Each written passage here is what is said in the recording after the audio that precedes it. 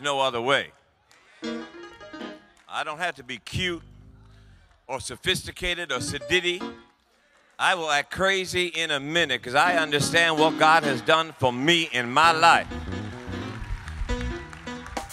All you got to do is look back. Some of y'all don't have to look back too far. It did me just last night or yesterday or early this morning to understand that if it had not been for God, had it not been for God.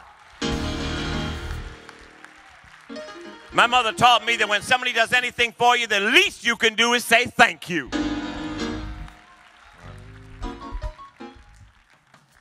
Okay, let me go on because I'm going to try to have you out of here by 3. And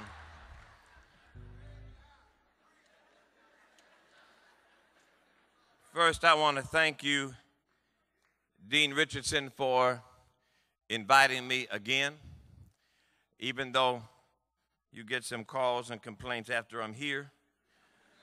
I thank you for inviting this little white boy from 79th Street back to Howard University again this year. And I thank you, Dean.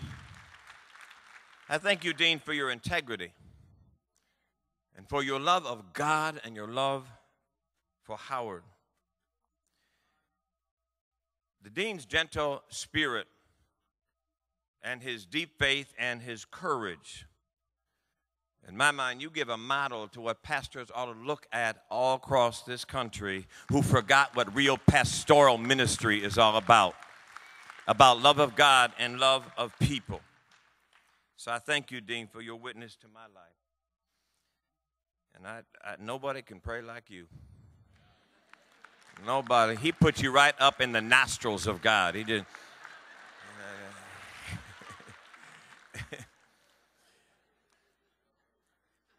I want to thank the Howard community for the last couple of years and having spent the spring break with us. Any of the spring break people here from Howard the last couple of years? I want to thank you for your coming and those that are coming again the second week of March this year. Look forward to your coming as you continue to help us work on this issue of violence and make a country accountable for what's going on. And I want to thank first of all, I got to mention my spiritual sons, Blair and Melik, and all those brothers who kept me out till early this morning. And they were going home to sleep because they were like 20 and I'm like 90, and I had to go home and try to roll over to get up today. But I always enjoy hearing the wrestling, to hearing their challenges, to hear as they try to understand God's call. And they're wanting to be faithful to God more than people. So I thank you whenever you take the time to share. I'm going to quickly go to the book of Acts and just read a few verses. I'll try to just go through this quickly, but I'm in the 4th chapter. And I'm going to jump down to start at the 5th verse for the sake of time, when Peter and John were brought before the Sanhedrin. And it says in the 5th verse, "The next day the rulers, elders, and teachers of the law met in Jerusalem. Annas the high priest was there, so was Caiaphas and John and Alexander and the other men of the high priest's family. They had Peter and John brought before them and began to question them, 'By what power or what name did you do this?' Then Peter, filled with the Holy Ghost, said to them, 'Rulers and elders of the people, if we are being called into account today for an act of kindness shown to a cripple, and are asked how he was healed, then know this, you and all the people of Israel. It is by the name of Jesus Christ of Nazareth, whom you crucified, but whom God raised from the dead, that this man stands before you healed. He is the stone you builders rejected, which became the capstone. Salvation is found in no one else, for there is no other name under heaven given to men by which we must be saved.' When they saw the courage of Peter and John and realized that they were unschooled, ordinary men, they were astonished, and they took note that these men had been with Jesus. But since they could see the man who had been healed standing there with them, there was nothing they could say. So they ordered them to withdraw from the Sanhedrin and then conferred together, 'What are we going to do with these men?' Everybody living in Jerusalem knows they've done an outstanding miracle, and we cannot deny it. But to stop this thing from spreading any further among the people, we must warn these men not to speak no longer to anyone in this name. If I had to title what I want to share with you this morning, I would title it, "It's Time to Become Dangerous." Oftentimes when we go to amusement parks or museums or public places, you will be told or you will see signs posted along the way that are safety rules. They say, don't run, don't go beyond the ropes, don't touch, don't enter. Safety rules. Somebody say safety rules.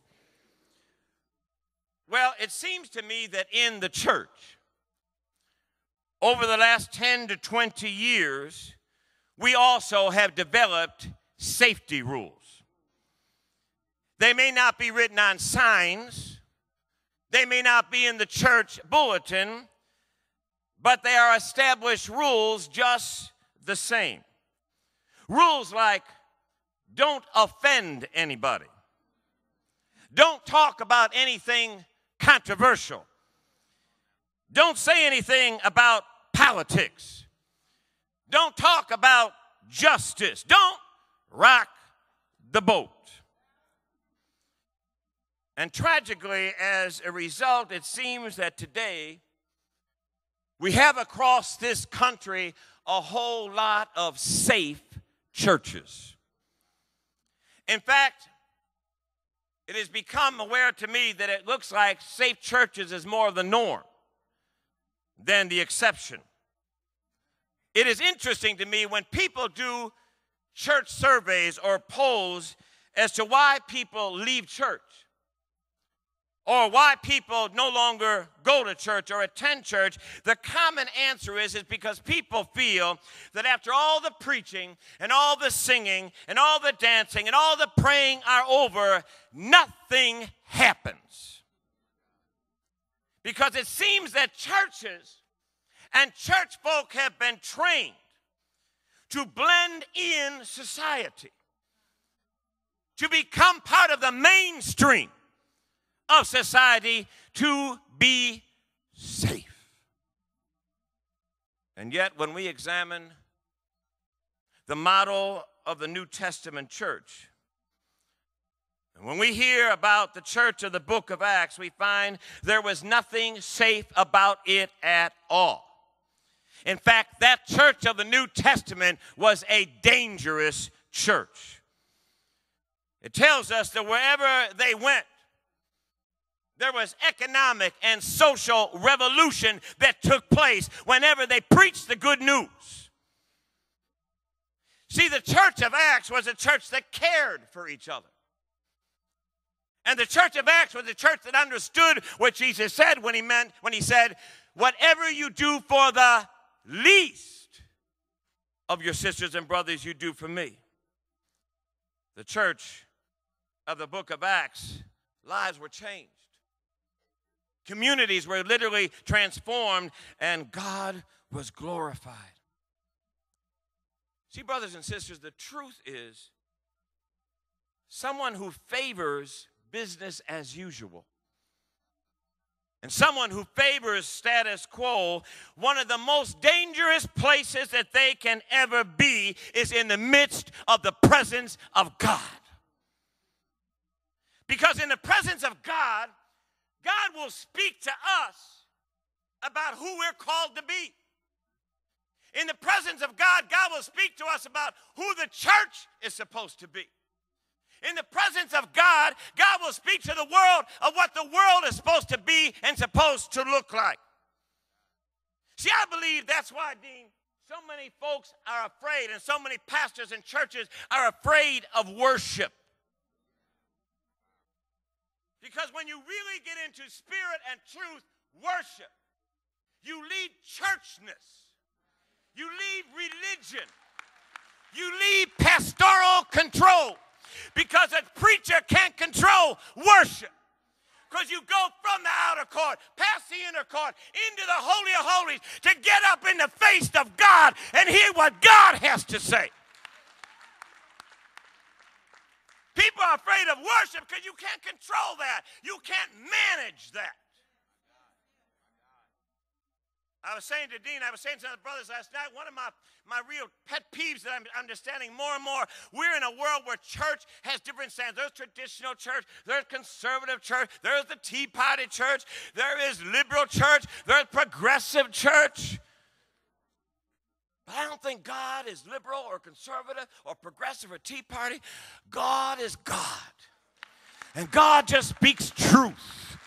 And God is looking for people that will seek his truth and worship him in truth. Where he said, this is what I have to say about it. Not what man said. He wants us to get a prophetic view, not a liberal view, not a conservative view, but a prophetic view. This is what God has to say. And prophetic view translates Joshua's and Moses. There's no distinction. There's no division because they're both hearing from the same voice of the I am God. What's going to bridge Moses and Joshua generation is not a bunch of workshops. It's going to be people sitting in the face of God and hearing truth, because truth is the same yesterday, today, and tomorrow. It is interesting to me in verse 13 that even the Sanhedrin had to look at these apostles and take note. These two that are acting so crazy, these two that are doing miraculous things, they have been with Jesus. See, when you've truly been with Jesus, you ought to be different. You can go to church and be the same. Happens every Sunday all over America. But when you've been in the presence of Jesus, there ought to be something that tells you you've been somewhere. You ought to be different because you worship God. You ought to be different because you laid your head on his breast. You ought to be different because you were in his presence. Brothers and sisters, I believe that our very discipleship demands that we be dangerous. And the reason I believe it calls us to be dangerous is because the truth of the matter is we follow a radical Christ. I understand why the two largest times of worship in the Christian church is Christmas and Easter. Because we love to adore a baby in the manger. And we love to look at a Christ on the cross and his agony.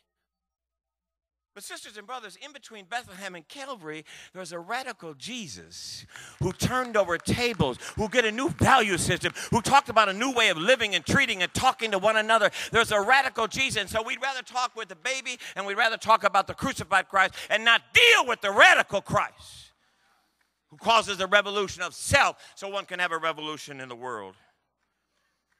I believe, seriously, that God wants to change the world. And I believe he wants to establish his kingdom through the church.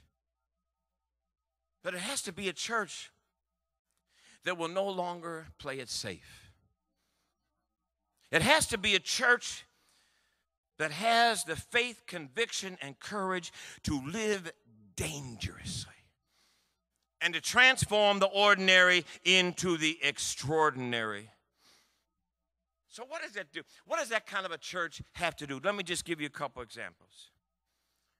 On September 6, 1955, a woman by the name of Mamie Till Mobley, who was the mother of Emmett Till, who was murdered in the backwoods of Mississippi, chose to be dangerous. And she made a decision to open the casket of her child's twisted and tormented body so that the world could see the ugliness of what had happened to her baby. She said she did so because she wanted America to look at herself and come to grips with the evil and the hate that had murdered her son. Sisters and brothers, I believe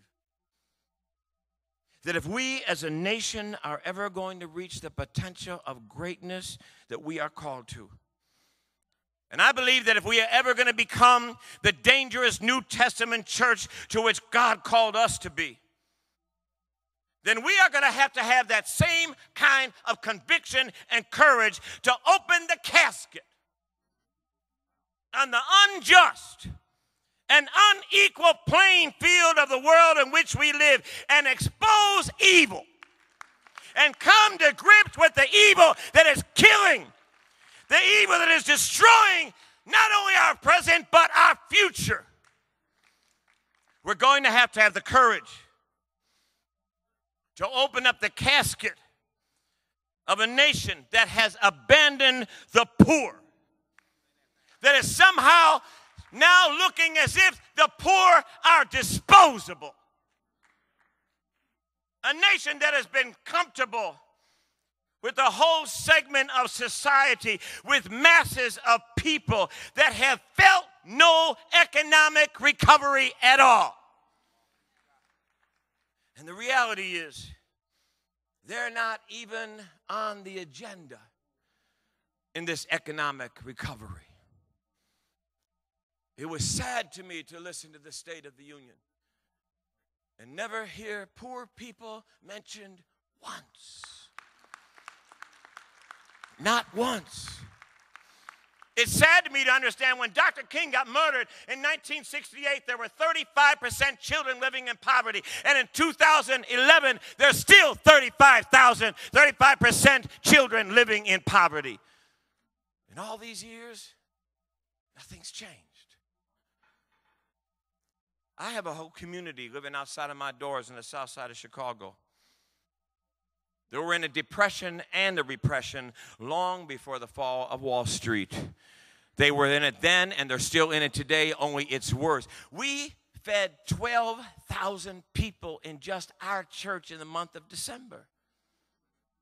That usually averages 3,000 to 3,500 a month. 12,000 people, grandmas and great-grandmas on wheelchairs and crutches coming to get a bag of food because a country turned their backs on them. Sisters and brothers, something is wrong with a nation that creates beggars.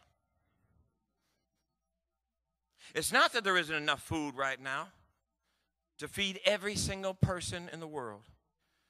The storeroom is stocked. The problem is not the supply. The problem is the will. See, here in D.C., everybody has a lobbyist except the poor. There is no lobbyist for the poor, and the reason there isn't is because it was the church's job to be the lobbyist for the poor, and the church has been so consumed with itself, it has become so inbred in itself, it doesn't give a damn about the poor anymore. It just cares about building up its magnitude. Who speaks for the poor if the church don't? The church has become safe. We're going to have to open up the casket on what Michelle Alexander calls in her book The New Jim Crow of Mass Incarceration, where crime dropped 20% in 27 years under the U.S. correctional system. While the system went from 1.8 million under it to 7.2 million under it. So while crime goes down, incarceration jumps up.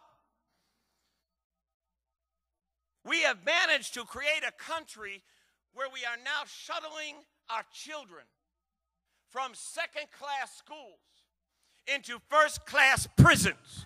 And we don't find anything wrong with that. There's no money to build schools and pay teachers, but we got money to build prisons and pay guards.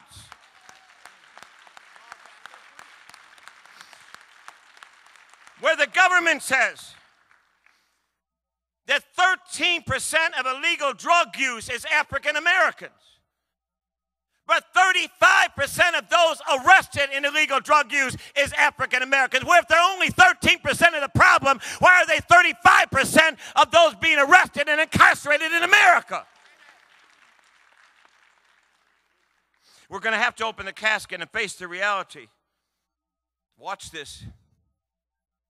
That today's incarceration system has taken the rights that civil rights leaders struggled and fought and died for to give people right to vote, right to get food stamps if you were hungry and had no income, the right to have a college tuition, the right to have housing, the right to have a job. And now there are laws all around this country that have taken all those rights away from incarcerated people and people that come out of incarceration, making them second-class citizenship in this country again. And we wonder why there is a 70% recidivism.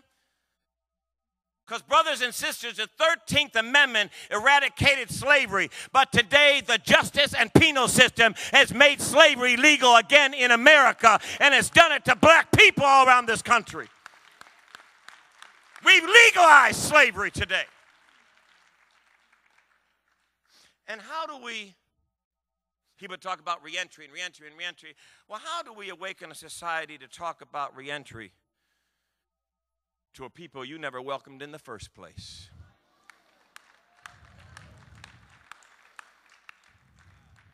If they didn't like you before you had a record, how the hell are they going to take care of you with your record when you come out?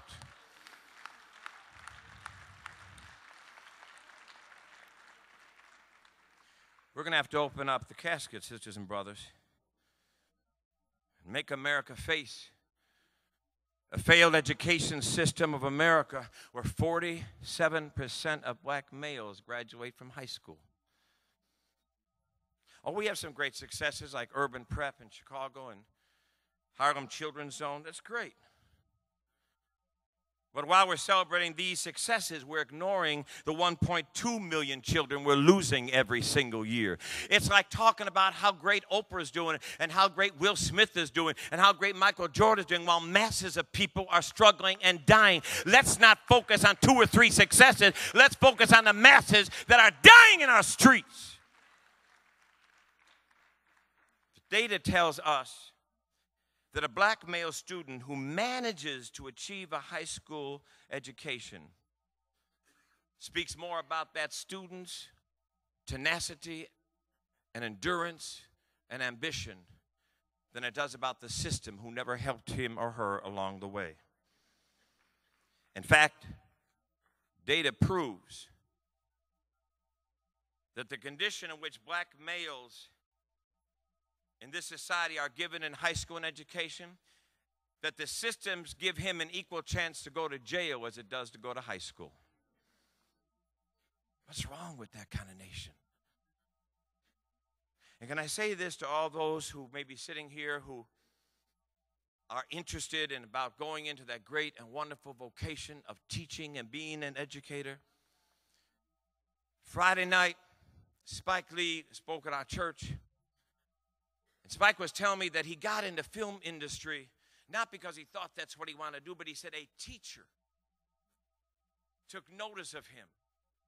A teacher embraced him, and a teacher took time with him, and a teacher began to talk with him about this photography that he had taken, and that teacher took time with me and let me know it was valuable, and that's what made me think I could be a film writer and a film director. Sisters and brothers, if you're going into education, understand that children today don't care about what you know until they know you care about them as individuals. You see them and the beauty and the dignity they have. Nobody can hear anything from somebody they don't think cares about them. They have to know you care before they can ever desire to learn what it is you say you know. Sisters and brothers, we're going to have to become a dangerous church that Jesus called us to be. Then, like Mamie Till, we're going to have the courage to open the casket on the evil in a world that seemingly in 2011, we are a country that seemingly has given permission to violence. We've become immune to the genocide of black and brown children. Not in Rwanda, not in Darfur, not in Uganda, in America. In the streets of our urban cities in America, there's genocide going on to our future. And I must admit that I was not only saddened and I was horrified at the shooting of Congresswoman Gifford and all those that were shot and killed in Tucson, Arizona, but I was also troubled. I was troubled that while the head of the FBI was dispatched to Tucson, Arizona to find out why 19 white people got shot, nobody's dispatching anybody to the 115 children who are black in Chicago that got shot in the last 5 months. Who the hell cares about those children? Are we still, we may have gotten the Constitution that said black children were only worth 3/5 a person. We may have taken it out of the Constitution, but are we still practicing it in America when we're not caring about black children dying?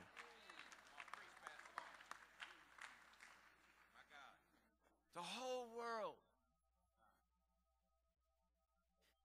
world gets a daily update on Congressman Gifford.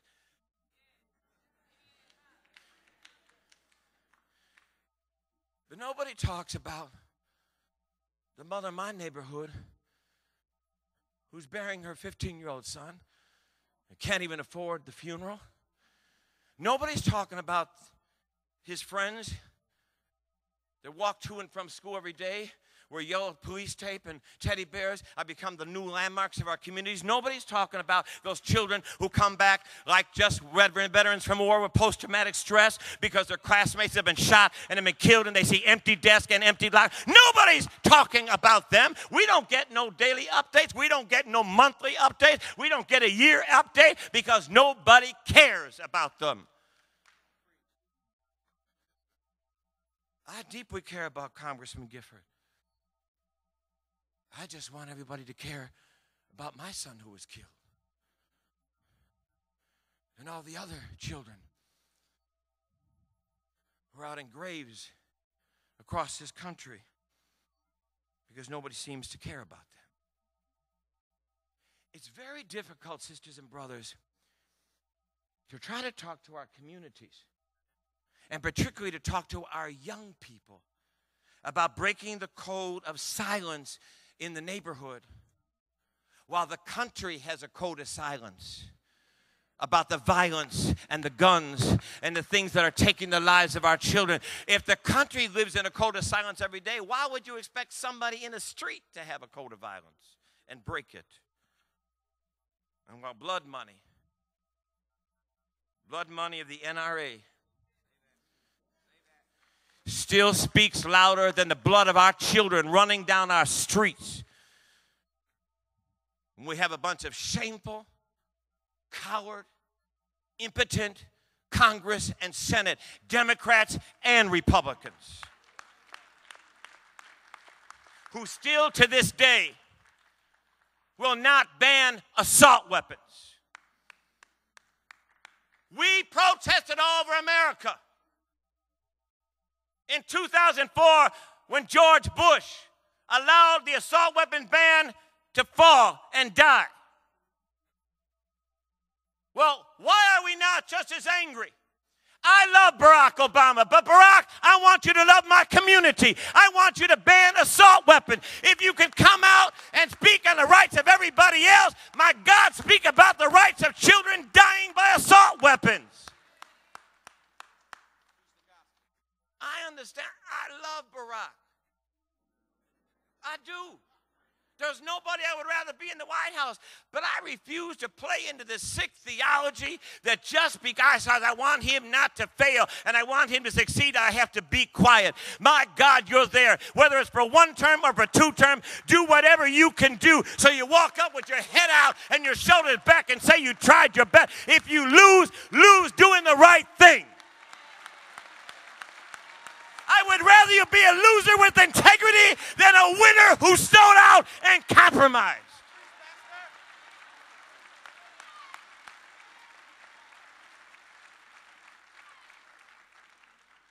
Brothers and sisters, we're going to have the courage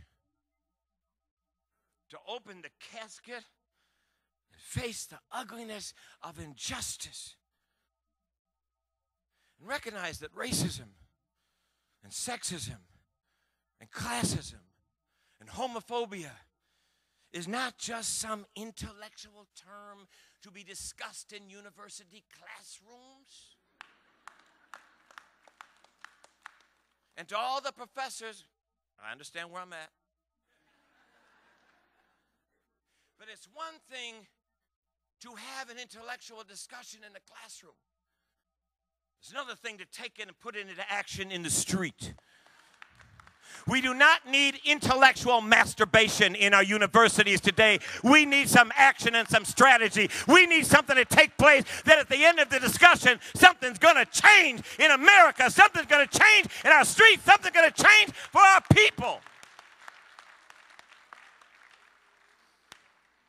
Classism and racism and sexism and homophobia, these are indeed treatments and behaviors that is keeping masses of people shackled, having them laid across America's Jericho Road, left half dead to die, keeping them from the divine destiny and purpose and plan God called them to. And preachers, we can't keep standing up in pulpits and talking about you've got a purpose, you've got a destiny, you've got a divine plan. God has a call on your life. And then not doing anything about the system that is keeping them from reaching that destiny and reaching that plan and reaching that call. If we are just talking about go get your purpose and never changing a society that is robbing them of getting it, we are frustrating our young people, telling them to go after something that the world decided they can't get. We've got to deal with the world. And its craziness of which it is, realize we are the most technology-equipped country and world and time than we've ever lived in humanity. We are able to communicate as never before. We can text, we can email, we can Twitter, we can Facebook, we can iPad. But seemingly, while we were learning to communicate, we forgot how to be brothers and sisters to each other. We forgot how to be our brothers and sisters' keeper. And we're falling victim to what Dr. King tried to warn us of, that we will have what we now have, chaos, while we're in the midst of communicating, but no longer know how to be in community with each other. Brothers and sisters, we are in very devastating times. But I say this to you. We are in a time when there's been no greater time for the church to shine. If anybody should shine in darkness, ought it not be we who claimed to receive the light of Christ? Is there anybody who should more shine in the darkness than we who say we've been anointed, the Spirit of the Lord is upon us, that we are the light of the world and the salt of the earth? Is there any other people that should more shine than the Christian church? The truth of the matter is, this ought to be the church's finest hour. But it will never be. I believe we're at a crossroads.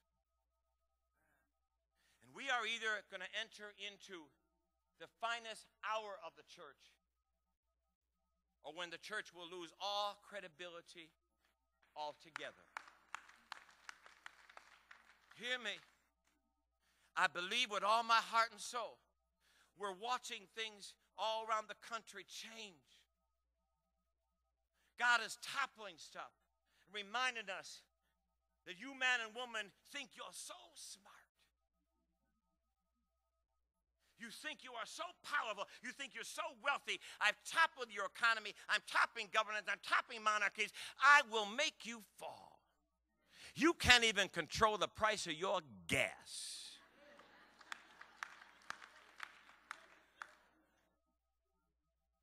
We are in a time when either this is going to be our finest hour or our very credibility will be gone. Sisters and brothers, the kingdom of God, I believe, has been held hostage for too long by a safe church. And the power of God is waiting to be put on display. I believe that this is the moment and this is the time for the dangerous church to rise up, to get a boldness and a courage and a conviction and a righteous indignation inside of them that makes them rise up just like Peter and John, that says, do with us as you want. We're not concerned about pimping and prosperity. We're not concerned about building and mega churches. We are concerned about truth and gospel and justice and righteousness. This is the time for a dangerous church. And it's not going to come from bishops and elders and pastors. It's going to come from you. It's going to rise up from the ground. So my charge to you, Howard, my begging to you, Howard, is please leave the comfort ground of a safe church. Don't fit into religion as it is, because it's perverted. It's got cancer. I beg you, Howard, leave the comfort of a safe church and go where the pain, go where the injustice, go where the marginalization most affects people, God's people. Have the courage to ask the prophetic questions to a world that has become so well adjusted with injustice that we find ourselves today in America where we are more concerned about the drug and alcohol of Lindsay Lohan and Charlie Sheen. We're more concerned about a royal wedding of William and Kate. For God's sake, we're more concerned with Justin Bieber getting a haircut than we are children and parents and families dying in the streets of America. I don't care about Justin's hair. I don't care about Marty Sheen. I care about our children. The hell with Justin Bieber. The hell with William and Kate. The hell with Charlie Sheen and Lindsay Lohan.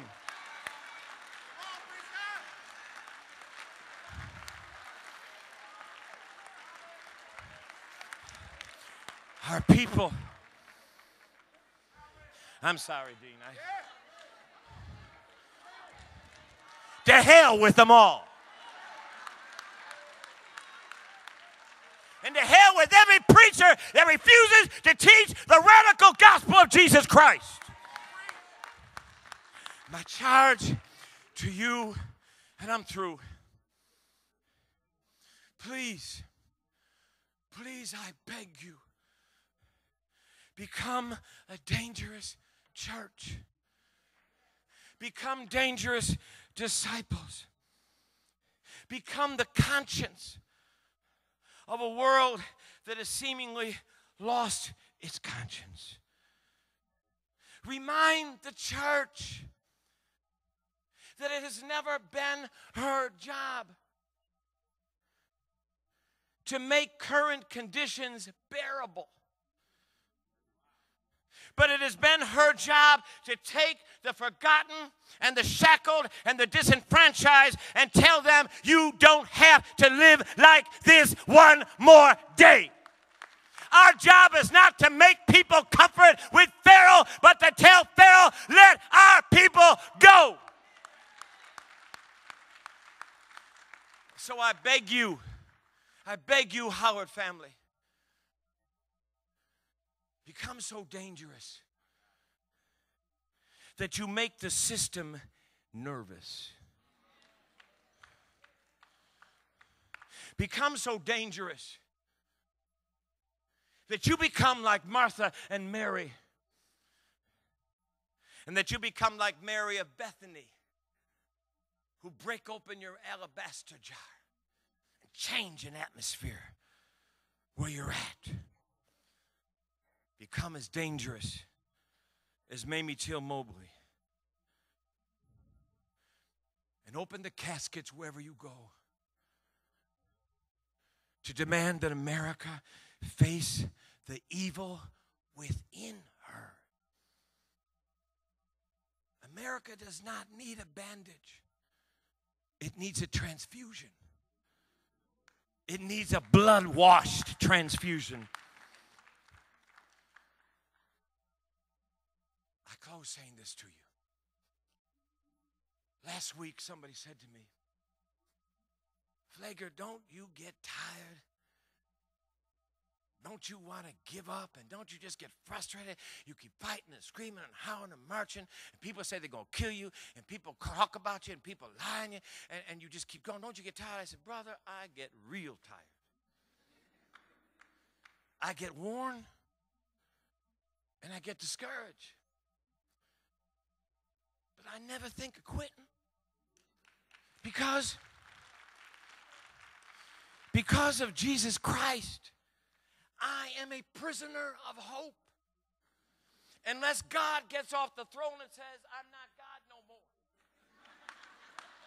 I can't ever give up hope, because God is the first and the last word on all things. And it ain't over till he says it's over. And besides, Mel, just a couple of weeks ago, I was watching TV and I saw Egypt. And I saw young people and children and adults and families and elders standing up and fighting. And standing up and saying, we want a new country. And I closed my eyes for a minute. And I said, you know what? It looks a little bit like Selma. And I said, it reminded me the drums of justice have never stopped beating. We just haven't been listening, but they've been beating under the ground over and over, just like Abel's blood rising up from the ground and crying out. So I tell you, Howard, don't get discouraged. Don't get tired. Keep on fighting. Keep on being dangerous. I tell you and leave you in the words of that great theologian, Sam Cooke. It's been a long time coming. But I know change is gonna come. Oh, yes, it will.